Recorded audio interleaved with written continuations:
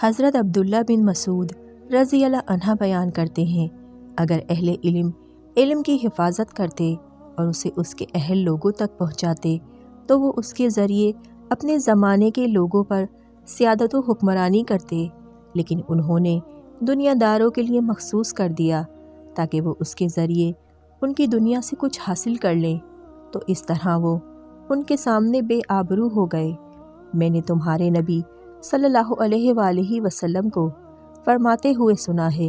جو شخص اپنے غموں کو سمیٹ کر فقط اپنی آخرت کو ایک غم بنا لیتا ہے تو اللہ اس کی دنیا کے غموں سے اس کے لیے کافی ہو جاتا ہے، اور جس شخص کو دنیا کے غم و فکر منتشر رکھیں تو پھر اللہ کو اس کی کوئی پرواہ نہیں کہ وہ کس وادی میں ہلاک ہوتا ہے۔ حضرت ابن عباس رضی اللہ عنہ بیان کرتے ہیں، رسول اللہ صلی اللہ علیہ وآلہ وسلم نے فرمایا، مجھ سے حدیث بیان کرتے وقت احتیاط کیا کرو اور صرف وہی حدیث بیان کیا کرو جس کے بارے میں تمہیں علم ہو کہ یہ میری حدیث ہے، پس جس نے عمدہ مجھ پر جھوٹ باندھا تو وہ اپنا ٹھکانہ جہنم میں بنا لے۔